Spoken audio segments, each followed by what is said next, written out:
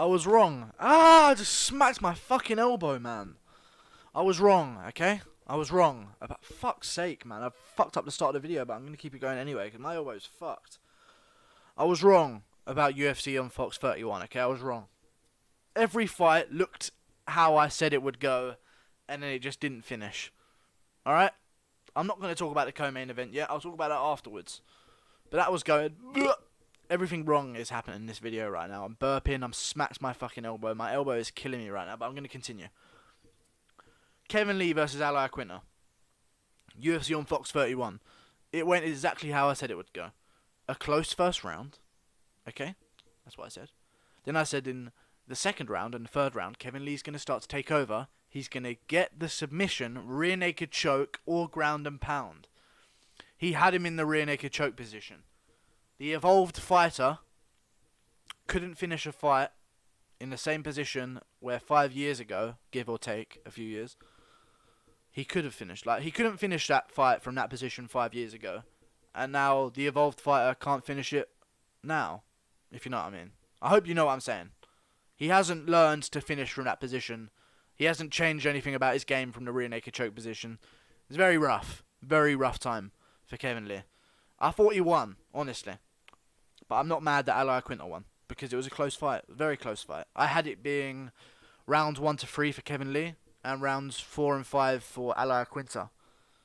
Now, the first round was so close it could have gone to either guy, so I thought, you know, it might be a split decision for Kevin Lee.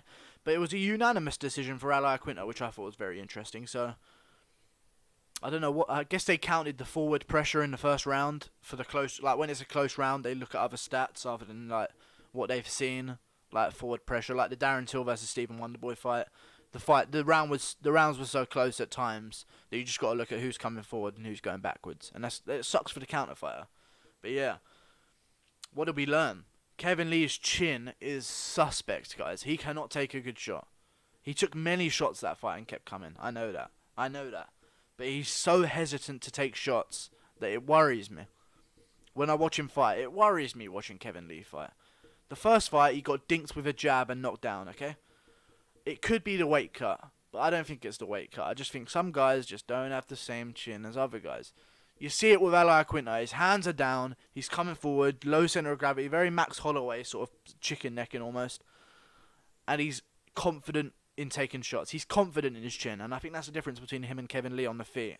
Kevin Lee is not confident in his chin. Which leads me to believe that he's been knocked down plenty of time in training. Iaquinta is very confident in his chin. He'll take a shot to dish one back. Kevin Lee's not like that. Kevin Lee's move away fast as I can. I'll try and counter with something. Hopefully I don't get hit. Because he got hit by some big shots from Iaquinta and got wobbled on almost every occasion.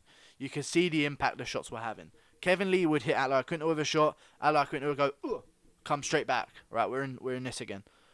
We're back in my world. Okay, now we're striking again. Oh, hit him again. Oh, and he's back. No wobble, no nothing, no second guessing himself the next time he goes in. Kevin Lee gets hit. All right, back against the cage. Right now we're going. Okay. And then Iaquinta's stalking him down. You know, it's a very different thing with the confidence in their ability to take shots. And I think that the 170 move for Kevin Lee is going to be a big one. I think he can do well at 170 because, you know, he's beat Michael Chiesa, who we'll see if Michael Chiesa can compete at 170 if he wins over Carlos Condit. And yeah, I think it's a great fight. Kevin Lee to move up in weight. There's a lot of good matchups for him. 170, it's stacked at the top, but there's a lot of fights underneath that guys can get, like, a lot of fights underneath that where the division starts to sort of slim down a little bit, you know? It's murderer's row at the top of the division, but I'd say anywhere from like 5 to 10. Kevin Lee stands a good chance. However, I do think as a wrestler, moving up in weight never seems to do too well for you, you know? Because a lot of the time, these wrestlers are the bigger guys in the division, like Kevin Lee, cutting a lot more weight than everyone else. And I think unless he puts on a good amount of weight to move up to 170, you know, you like to be bigger than your opponents when you're a wrestler, when you're a main wrestler, you know. And if he's not going to be bigger than a lot of these guys at 170, he's going to have problems getting them to the ground, you know. So that's an interesting matchup, though. He has lots of potential matchups at 170. Let's get to Iaquinta though. He looks sensational. He took shots, ignored them, ignored shots coming forward. He was in bad position, stayed calm, always looking for his coaches, listening. Okay, you want me to do this? I'll do this. Always listening. Very calm in there, very calm.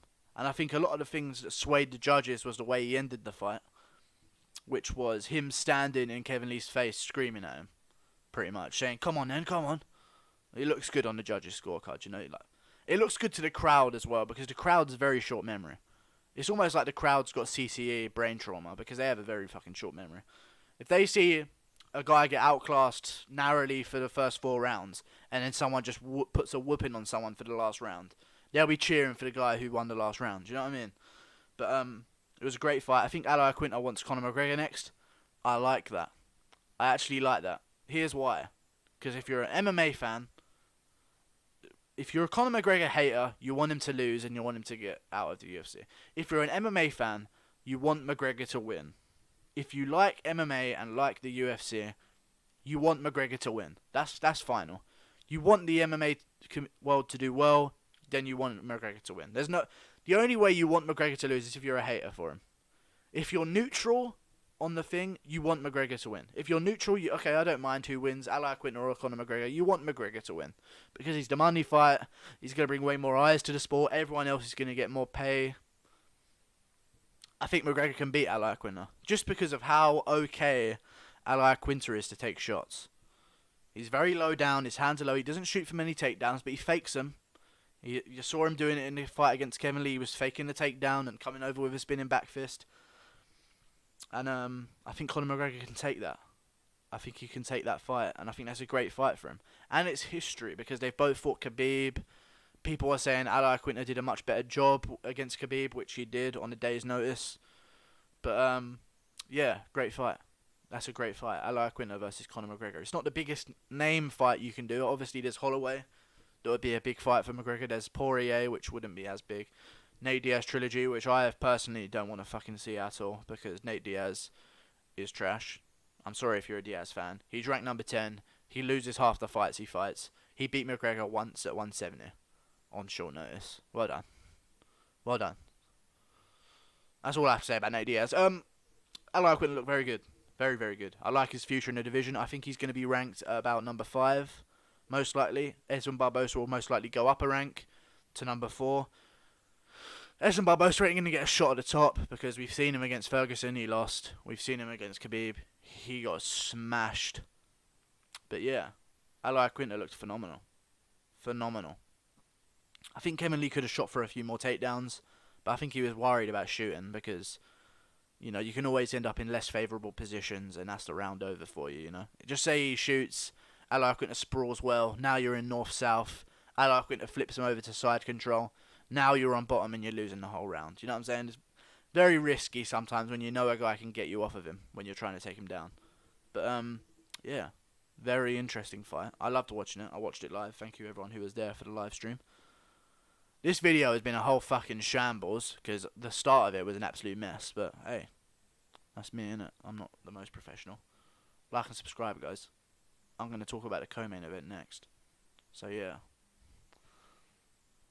Do what you want. And I might talk about Sergio Pettis versus Rob Font, but to be honest with you, I'll just talk about it now. Sergio Pettis got whoops like I said he would. There's no risk in striking at flyweight. There's risk at striking in bantamweight. Every time Rob Font jabbed him, you could tell Sergio Pettis hadn't felt it like that.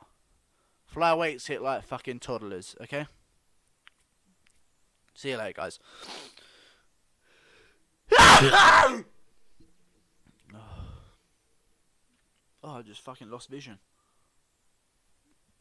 See you later. Like and subscribe. Fucking hell.